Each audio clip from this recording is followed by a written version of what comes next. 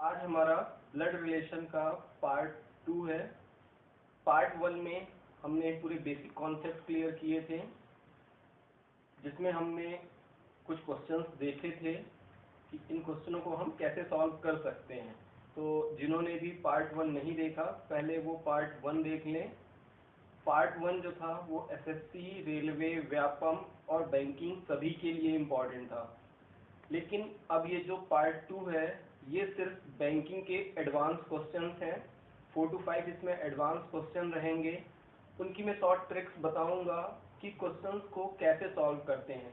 कई बार ये जो मैं 4 या 5 क्वेश्चन आपके सामने लाऊंगा, इन्हें देखकर ही बच्चा स्किप कर देता है कि बहुत ही लेंथी क्वेश्चन है, बहुत ही ज़्यादा टाइम लगेगा, और वो इन क्वेश्चनों को स्किप करके दूसरे सेगमेंट में चला जाता है।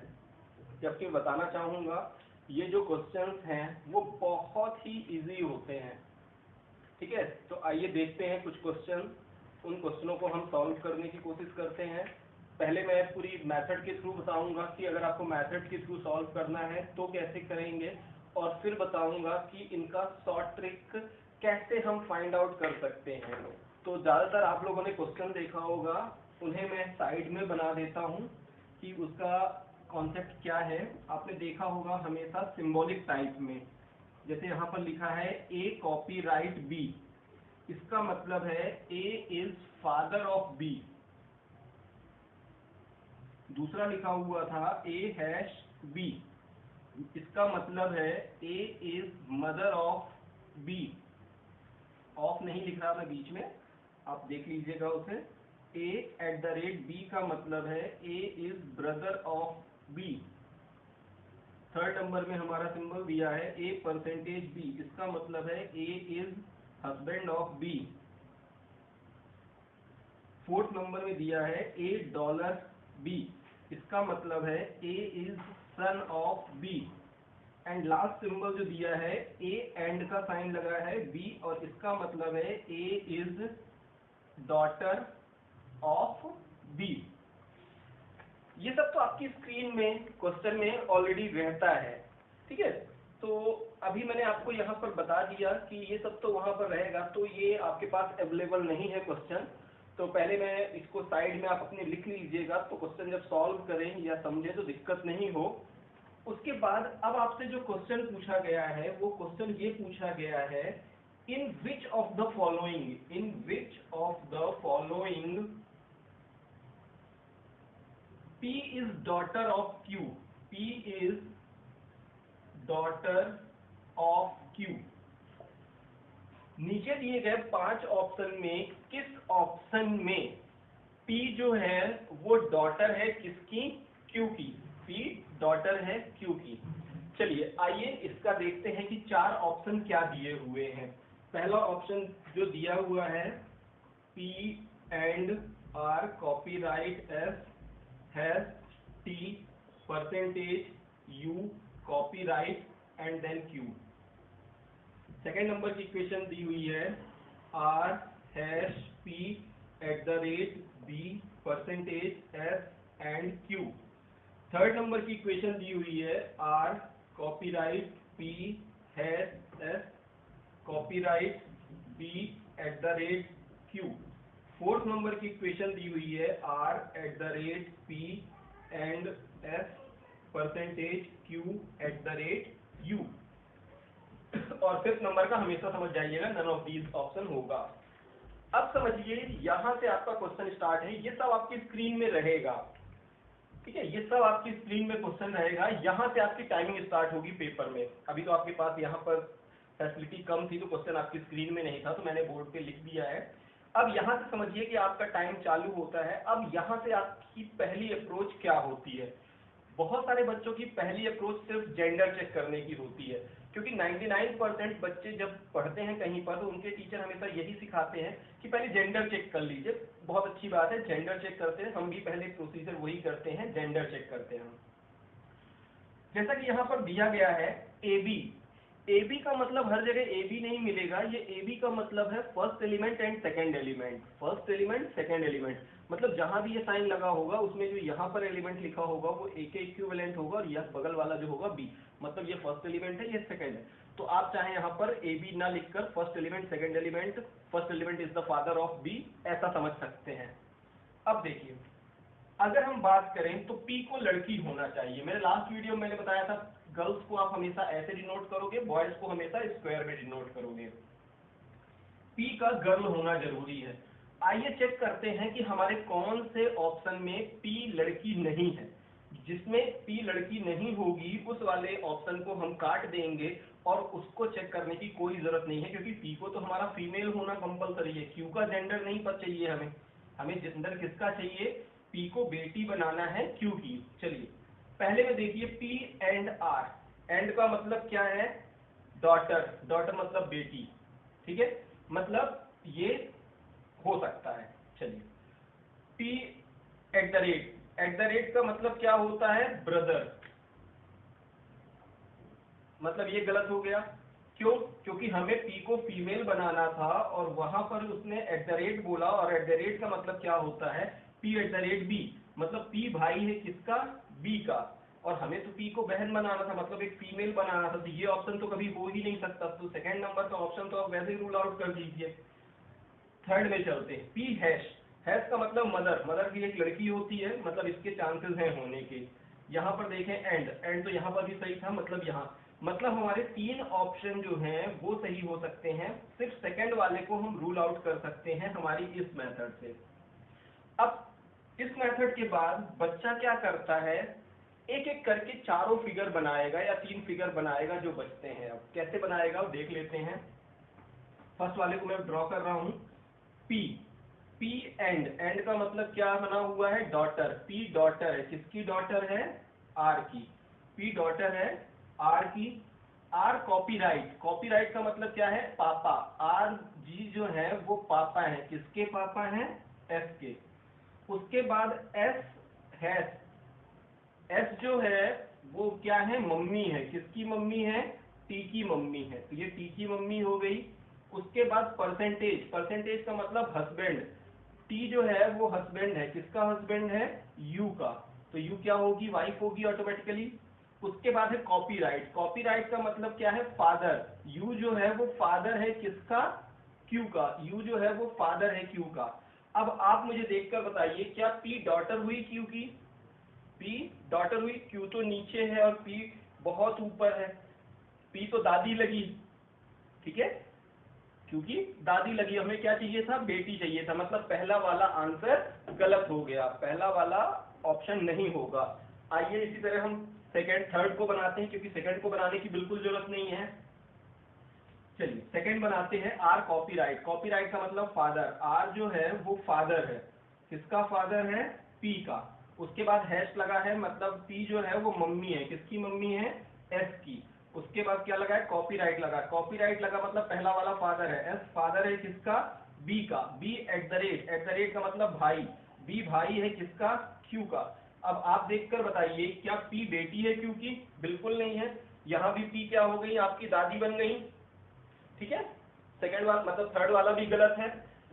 अब अगर आप एक स्मार्ट स्टूडेंट हैं तो फोर्थ वाले को आंख बंद करके सही कर दीजिए, क्योंकि जब भी इतना डिफिकल्ट क्वेश्चन होता है तो कभी भी नन ऑफ दीज वो नहीं रखता, नन ऑफ दीज हमेशा सरल क्वेश्चनों में रखता है। ये क्वेश्चन लेंथी क्वेश्चन उनकी नजर से है तो यहाँ पर नहीं होगा। आइए हम फोर्थ वाला बनाकर देखते हैं, उसके बाद मैं आपको इसकी शॉर्ट ट्रिक बताऊंगा कि हमें ये 1.5 से 2 मिनट का एक नंबर के लिए बर्बाद नहीं करना। इसको 10 से 15 सेकंड में हम कैसे सॉल्व करेंगे ये मैं आपको बताता हूँ।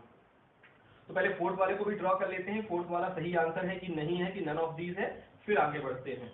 Are at the rate, R जो है वो भाई है, किसका भाई है, पी का।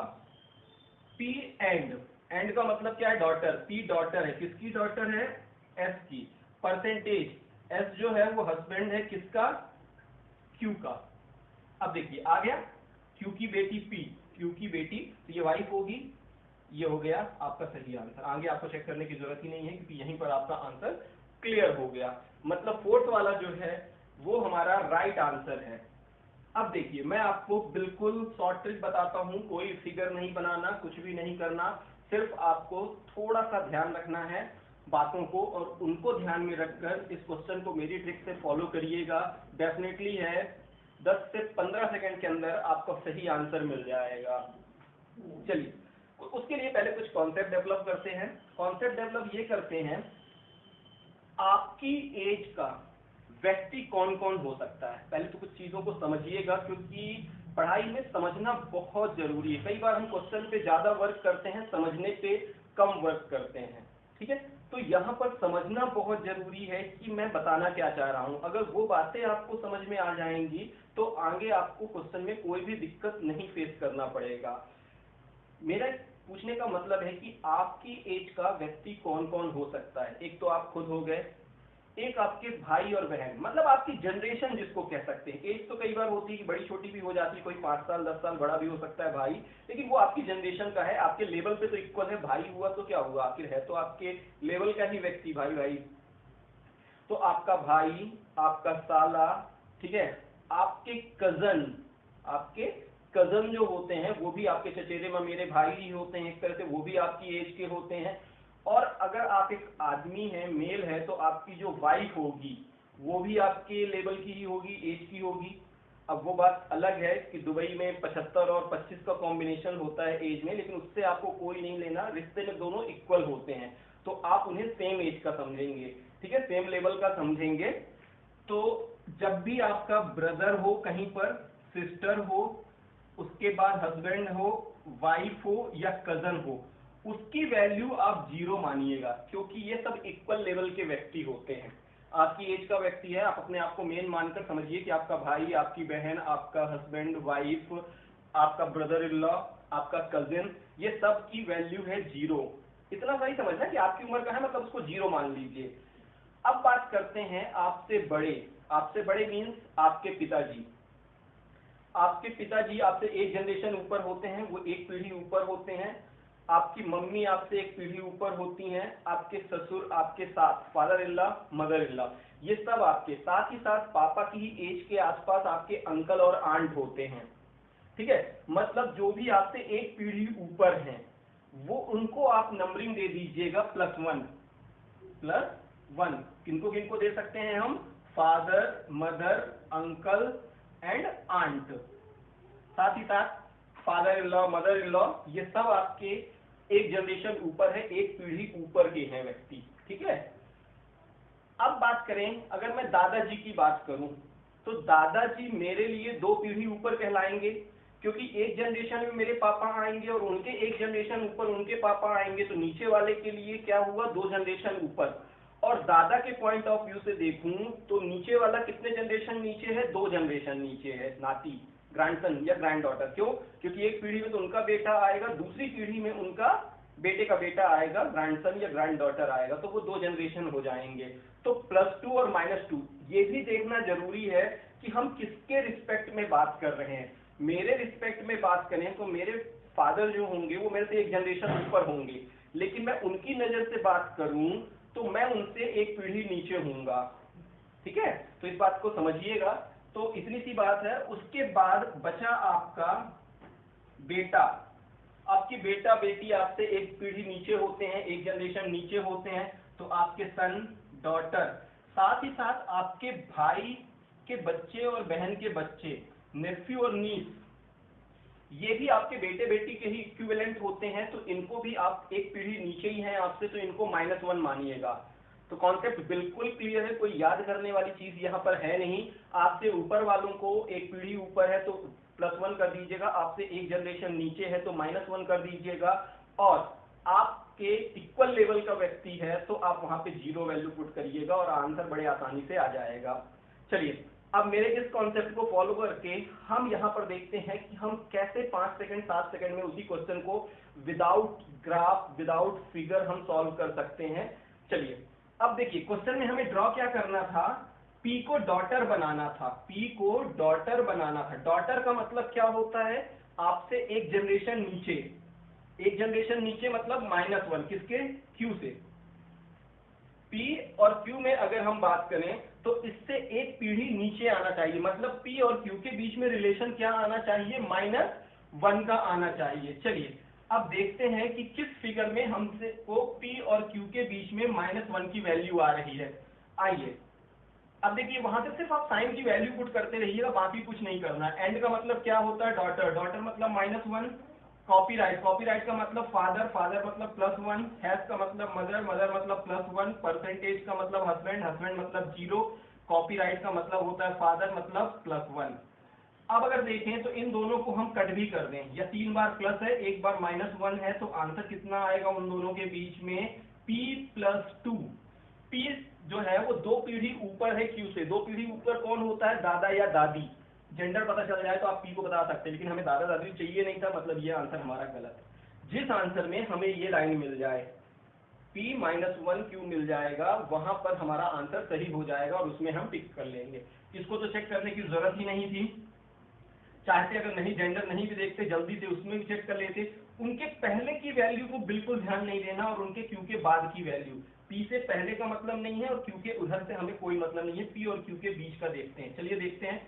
एंड, एंड का मतलब क्या था, ब्रदर, ब्रदर मतलब 0, ठीक है। उसके बाद परसेंटेज, परसेंटेज का मतलब क्या था, हस्बैंड 0। और एंड का मतलब क्या था, डॉटर, डॉटर मतलब -1। अब यहाँ पर देखिए, इसके चांसेस थे सही होने के, लेकिन यहाँ पर जेंडर क्या है, ये मेल आ गया था, तो ये बेटा होगा, क्योंकि बेटा बेटी दोनों के लिए -1 आएगा। लेकिन इसका बेटा होने की वजह से, मेल जेंडर होने की वजह से ये आंसर गलत हो गया, अदरवाइज ये हमारा आंसर सही होता। चलिए आइए देखते हैं थर्ड में। यहां से चालू करिएगा पी से, उसके पहले वाले से हमें कोई मतलब नहीं है। हैश, हैश का मतलब मदर, मदर मतलब +1। कॉपीराइट, कॉपीराइट का मतलब फादर 1। अब सोचिए एक साइन और बना है, क्या -1 आ ही सकता है, बिल्कुल नहीं आ सकता। ज्यादा से ज्यादा यहाँ पर -1 भी डालूंगा मैं, ब्रदर है 0 है, तो भी कितना आंसर आएगा, +2 आएगा। हमें ये नहीं चाहिए था, मतलब गलत हो गया। नेक्स्ट देखें अगर, तो यहां से चेक करेंगे। एंड, एंड का मतलब क्या होता है, -1। परसेंटेज का मतलब क्या होता है, हस्बैंड 0। एंड का मतलब क्या होता है, ब्रदर 0। आ गया। और वैसे यहां तक ही देखना था, क्योंकि बात देखने की जरूरत ही नहीं थी, इन दोनों के बीच में ही बात करें। तो ये आपका आंसर आ गया, ठीक है। इन दोनों को ऐड करेंगे कितना आएगा, -1, तो यही हमारा आंसर था, ठीक है। तो इस तरह करके अब हम इसको दूसरे और तीसरे क्वेश्चन में, हमारे नेक्स्ट क्वेश्चन में विदाउट फिगर बनाकर हम इनको सॉल्व करने की कोशिश करेंगे। क्या इसी मेथड से हमारे पूरे आंसर आएंगे, बिल्कुल आएंगे। आप बिना टाइम वेस्ट किए इसी मेथड को अप्लाई करिएगा, बस कुछ कॉन्सेप्ट को क्लियर रखिएगा, अपने लॉजिक को क्लियर रखिएगा, बहुत आसानी से आपके पांचों आंसर आएंगे। क्योंकि अगर ऐसा क्वेश्चन आएगा तो हमेशा 5 क्वेश्चन रहते हैं उसके। चलिए सेकंड वाले में पूछ रहा है, ऐसे कौन सा फिगर है जिसमें S is grandfather, S is grandfather of V. S को ग्रैंडफादर होना चाहिए, ग्रैंडफादर मतलब +2। अब वी का जेंडर कुछ भी हो सकता है, वी से हमें कोई लेना देना नहीं है। क्यों लेना देना नहीं है, क्योंकि वी का एक नातन भी अपने दादा को दादा बोलेगी, और एक लड़का नाती भी होगा, वो भी अपना ग्रैंडसन ग्रैंड डॉटर, दोनों के लिए ग्रैंडफादर। जेंडर हमको किसका चाहिए, ग्रैंडफादर का चाहिए, मतलब एस का मेल होना कंपलसरी है। आइए देखते हैं, उसी मेथड से बना लेते हैं। पहले क्या क्या ऑप्शन दिए हुए हैं, एस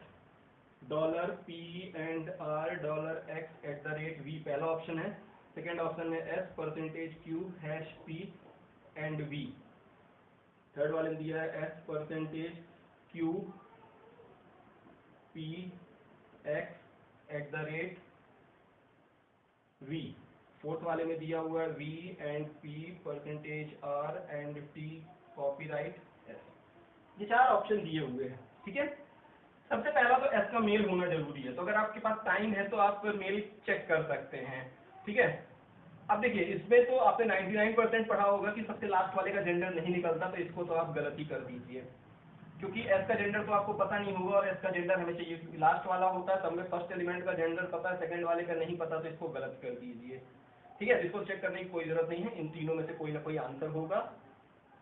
लेकिन मैं आपको एक क्वेश्चन लाया हूं, उसमें आपको बताऊंगा कि क्या गलतियां बच्चे करते हैं, ठीक है। मैंने वो चीज देख लिया, इसलिए मैंने क्रॉस कर दिया है, लेकिन हर बार आपको ऐसा क्रॉस नहीं करना। इसके बाद वाले क्वेश्चन में नेक्स्ट कोई क्वेश्चन आएगा, उसमें मैं आपको बताऊंगा। यहाँ पर देखें तो क्या लगा हुआ, डॉलर का साइन, डॉलर का साइन मतलब सन, सन मतलब मेल है, ठीक है। परसेंटेज, परसेंटेज का मतलब क्या होता है, हस्बैंड, हस्बैंड भी मेल होता है, यहाँ भी मेल होगा, मतलब ये तीनों आंसर में मेल है, ठीक है। और इसमें हमको जेंडर नहीं पता और हमको दादा बनाना था, मतलब हम यहाँ पर क्रॉस करेंगे इसको। चलिए हम उसी मेथड से करते हैं, दादा है मतलब +2 चाहिए, जिस भी इक्वेशन में एस और वी के बीच में +2 आ जाएगा वो हमारा राइट आंसर होगा। डॉलर, डॉलर का मतलब सन, सन मतलब -1। एंड, एंड का मतलब डॉटर, डॉटर मतलब -1। क्या अब ये दो इक्वेशन हमको +2 दिला सकती हैं? बिल्कुल नहीं दिला सकती। ज्यादा से ज्यादा यहाँ +1 हो सकता है, यहाँ प्लस हो सकता है, काटने के बाद 0 आएगा ज्यादा से ज्यादा, मतलब this is the wrong answer. Check भी करके देख लेते हैं। एंड का मतलब -1 और एट द रेट का मतलब क्या होता है आपका? ब्रदर, मतलब 0। जो इसका आंसर आया वो कितना आया? s-3 और v, और हमको क्या चाहिए था? s के बीच में +2 चाहिए था, मतलब गलत आंसर है। चलिए नेक्स्ट वाले को देखते हैं। परसेंटेज का मतलब हस्बैंड मतलब 0। हैश का मतलब क्या होता है? मदर मतलब +1, और एंड का मतलब क्या होता है? डॉटर मतलब -1। दोनों को कट किया तो क्या आंसर आया आपका?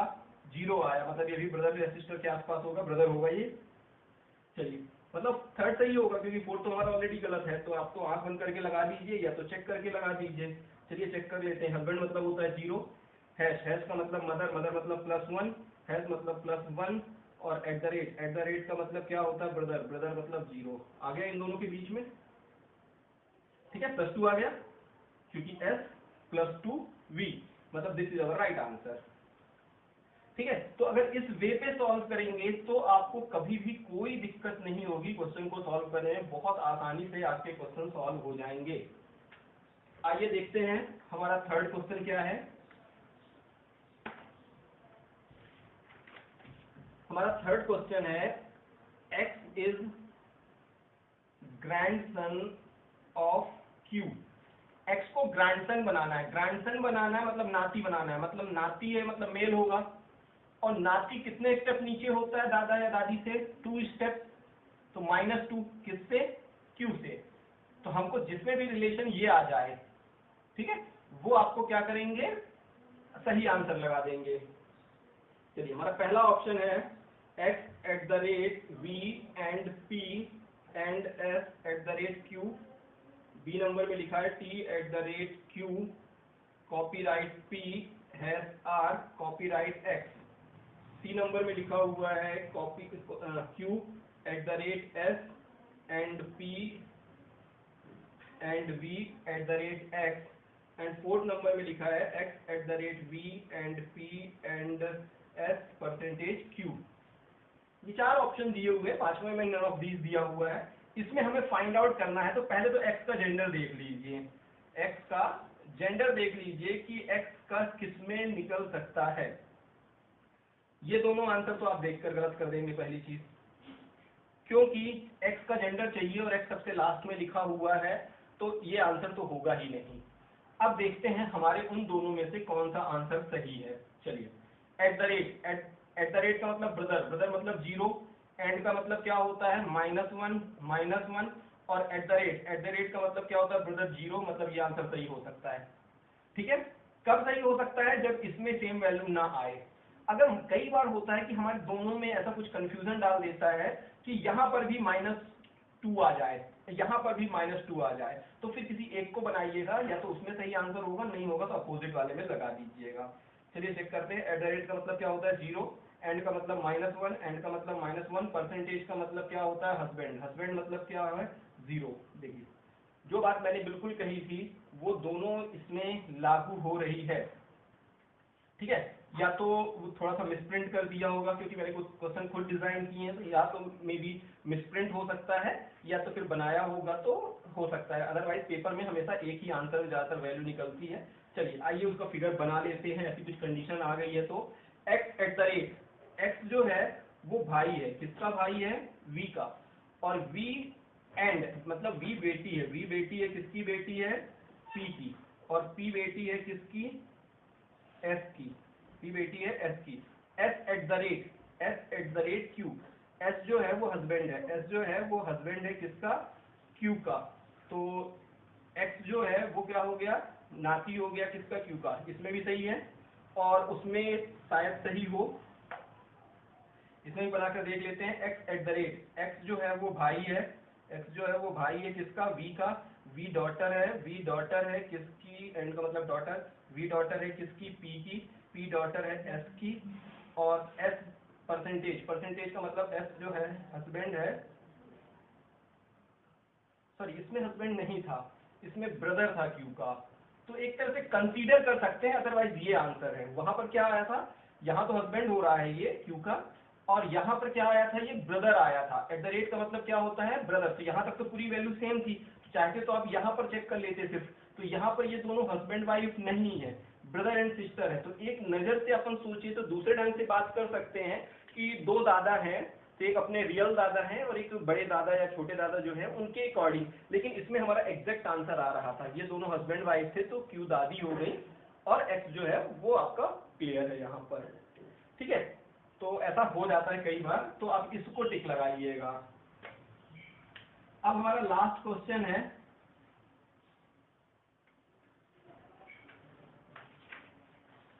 Q is grandmother of X।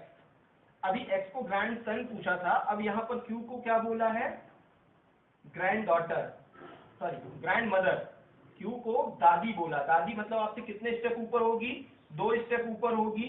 X का जेंडर पता हो या ना पता हो, दादी का जेंडर मतलब Q का जेंडर पता होना चाहिए। चलिए आइए चेक करते हैं। X@V and P and S percentage Q। Second वाला X@V and P and S @Q।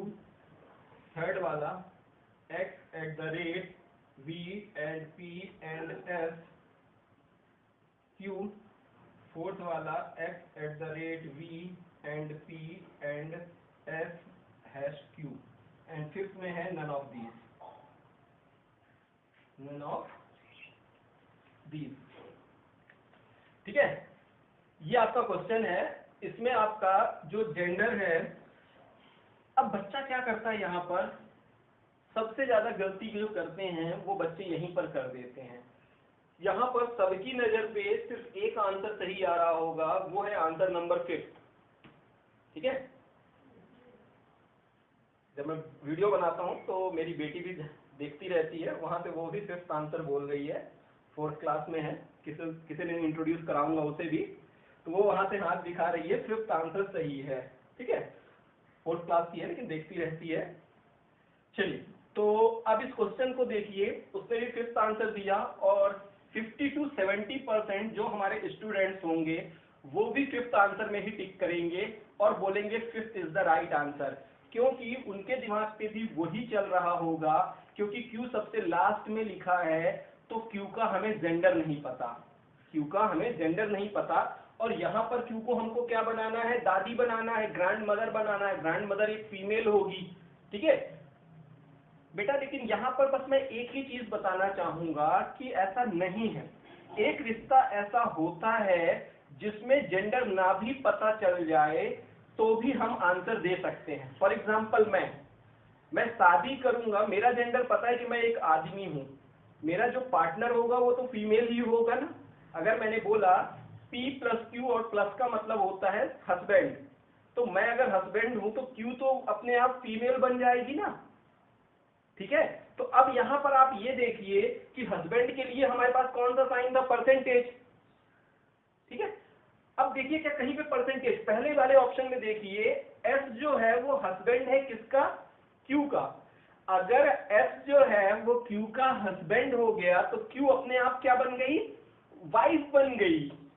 ठीक है, क्यू अपने आप क्या बन गई, वाइफ बन गई, और हमारे पास क्यू का जेंडर पता है इस वाले में, मतलब this is the right answer. ठीक है, बाकी में गलत क्यों है ये समझाता हूं। एट द रेट का मतलब क्या है, पहला वाला भाई है, एस जो है वो भाई है क्यू का, तो क्यू भाई भी हो सकता है और बहन भी हो सकता है। उसके बाद है डॉलर का मतलब सन, एस जो है वो सन है मतलब ये पापा या मम्मी कुछ भी हो सकते हैं।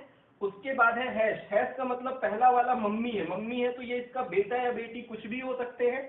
मतलब हमारा यही आंसर है, क्योंकि परसेंटेज का साइन सिर्फ एक जगह लगा, 2 जगह नहीं लगा हुआ है। बाकी पूरा इक्वेशन सेम है, कोई दिक्कत नहीं थी। उसने जानबूझ के ऐसा क्वेश्चन डिजाइन किया गया था कि बच्चा जल्दी देखे और टाइम सेविंग के कारण वो जल्दी से 5th नंबर पे लगाकर चला जाए, जो कि गलत था। तो इस बात को हमेशा ध्यान रखिएगा कि कई बार लास्ट में लिखा है तो इसका मतलब ये नहीं कि उसका जेंडर निकाल नहीं सकते, लास्ट वाले का भी जेंडर कई बार निकल जाता है। किस कंडीशन में, जब उनके बीच में हस्बैंड और वाइफ का रिलेशन दिया हो। एक बात मैं इस वीडियो में और बताना चाहूंगा लास्ट में, कि अगर मैं अपनी नजर से अपने दादाजी की बात करूं तो वो मेरे से कितने पीढ़ी, मान लीजिए मैं एक पी हूं और दादाजी क्यू हैं, तो मैं वो मेरी नजर से क्यू मेरी नजर से कितने ऊपर है, +2। क्यू दादाजी हैं और मैं क्या हूं, पी हूं, तो दादाजी मेरे से कितने स्टेप ऊपर हैं, 2 स्टेप ऊपर है, मतलब +2 आएगा। अब अगर मैं अपनी बात करूं पी की, अगर P यहाँ आ जाए, जितने भी ये क्वेश्चन अपन ने अभी तक किए हैं, कई बार हो सकता है कि अपन को Q निकालना था और Q पीछे आ जाए, या X निकालना हो और वो ऐसे कुछ आ जाए, ठीक है। तो ऐसी कोई कंडीशन अगर आ जाए तो हमेशा, हाँ सपोज करते हैं यही इक्वेशन थी, शायद इसीलिए बनाया गया होगा इस क्वेश्चन को, ये इक्वेशन थी, दादाजी का मतलब क्या था, +2। अब इस इक्वेशन पे ही मैं समझा देता हूं कि इस इक्वेशन के अकॉर्डिंग अगर मैं x को यहां लिख दूं, ये हो गया x ग्रैंडसन या ग्रैंड डॉटर, तो अब q के रिस्पेक्ट में इसका आंसर क्या आ जाएगा, -2, क्योंकि कोई अगर आपसे 2 पीढ़ी ऊपर है तो उसकी नजर से आप 2 पीढ़ी नीचे होंगे, क्लियर है। उसी तरह जैसे आपके पापा आपसे एक जनरेशन ऊपर होते हैं तो पापा की नजर से आप एक जनरेशन नीचे होंगे। तो एलिमेंट अगर कभी चेंज हो जाए, जैसे इस क्वेश्चन में एलिमेंट चेंज थे, हमको निकालना क्यू था लेकिन सभी में क्यू कहाँ लिखा हुआ था, पीछे लिखा हुआ था। अभी तक अपने तीनों क्वेश्चन में निकालने वाला एलिमेंट आगे हुआ करता था और वो पीछे है, ठीक है। लेकिन अब उल्टा ही है, अब चेक करिएगा तो इनके बीच में -2 ही आ रहा होगा, +2 नहीं आ रहा होगा, तो गलती से +2 मत सर्च कर लीजिएगा, एलिमेंट को जरूर देखिएगा, जो भी साइन यहाँ पर रहा करे उसको उल्टा कर दीजिएगा, -2 हो तो +2 कर दीजिएगा, +2 है तो -2 कर देंगे। तो इनके जेंडर को या इनके एलिमेंट को इन्वर्स कर सकते हैं, इसको यहाँ पे कर दीजिएगा, इसको यहाँ पे कर दीजिएगा, अगर कभी ऐसी कंडीशन आ जाए तो।